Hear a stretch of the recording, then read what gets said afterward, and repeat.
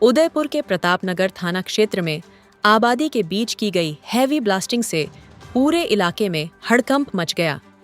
मामला लकड़वास खेंगरों की भागल ग्राम पंचायत के डंगरियों की भागल पुटियावाला मोहल्ला का है, जहां ग्रामीणों का आरोप है कि भूमाफिया द्वारा जमीन खरीदकर अवैध खनन किया जा रहा है और लगातार ब्लास्टिंग हो रही थी।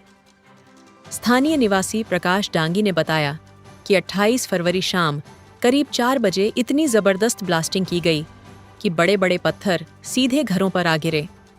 टीन शेड टूट गए, दीवारों में दरारें पड़ गईं, पशु लहूलुहान हो गए और खेतों की फसलें बर्बाद हो गईं। बच्चे घर में थे और अगर कुछ इंच इधर उधर हो जाता तो बड़ा हादसा तय था। ग्रामीणों के अनुसार मोहन और पुष्करदास नामक व्यक्तियों द्वारा खेत में कई दिनों से जेसीबी चल रही थी। अचानक पत्थर निकालने के लिए धमाके किए गए। धमाका इतना तेज था कि भारी पत्थर हवा में उछलकर आसपास के मकानों तक जा गिरे। कई घरों की टीन शेड टूट गईं, दीवारों में दरारें आ गईं और पत्थर घरों के आंगन तक पहुंच गए। सूचना पर प्रतापनगर पुलिस मौके पर पहुंची। जांच के दौरान खेत से जिंदा बारूद बरामद होने की बात सामने आई। ग्रामीणों का दावा है कि स्थानीय लोगों की मदद से कंप्रेसर के जरिए बारूद को डिफ्यूज कराया गया। सवाल यह उठ रहा है कि जब आबादी के बीच जिंदा बारूद मिले, दीवारों में दरारें आईं, तो फिर मामला केवल शांति भंग में कैसे सिमट गया?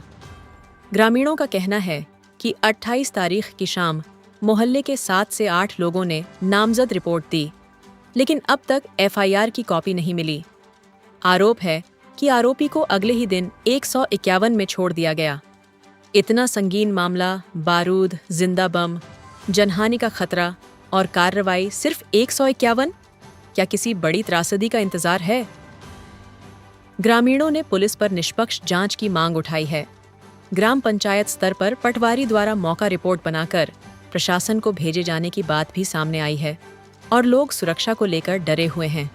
उनका कहना है कि बिना अनुमति आबादी क्षेत्र में होल ड्रिलिंग और हैवी ब्लास्टिंग न केवल गैरकानूनी है, बल्कि किसी भी दिन बड़ी जनहानि का कारण बन सकती है। प्रकाश डांगी सनोब माना डांगी निवासी लकड़वास डंगरियों की बागल पुटियावाला मोहल्ला। हमारे घर के पास में भूमाफियाओं ने पिछले साल भर से ज़मीन खरीदी है।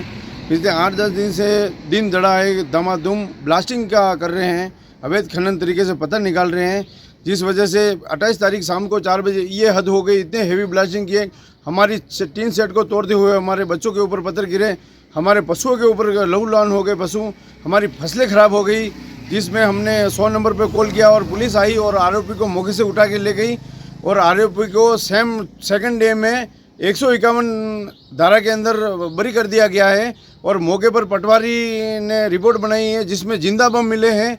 होली के मौके पर इतने जिंदा बम मिले हैं जिसमें पुलिस ने स्थानीय लोगों की मदद से, कंप्रेसर की मदद से उस बमों को निष्क्रिय किया। हमारे पड़ोस में इतना खतरा है, इतना आबादी क्षेत्र में बिना परमिशन के होल और इतनी बड़ी जनहानि, दीवारों के कई दीवारों के दरारें आ गई हैं, मकानों के, पशुओं को घायल हुए हैं, फसलें बर्बाद हो गई हैं। इस मामले में अभी तक एफआईआर हमने 28 तारीख को शाम को पूरे मोहल्ले के 7-8 लोगों ने एफआईआर एक नामजद रिपोर्ट दी थी हमने प्रतापनगर थाने में। इसकी अभी तक एफआईआर की कोई कॉपी हमें नहीं मिली है और आरोपी को पिछले दिन 151 में बरी कर दिया जाता है। इतने बारूद का मामला है, जिंदा बम मिले हैं, पुलिस यहाँ पे निष्कुश करा रही है जिंदा बमों को और वहाँ पे 151 में जमानत मिल रही है। हम इसकी निष्पक्ष जांच चाहते हैं।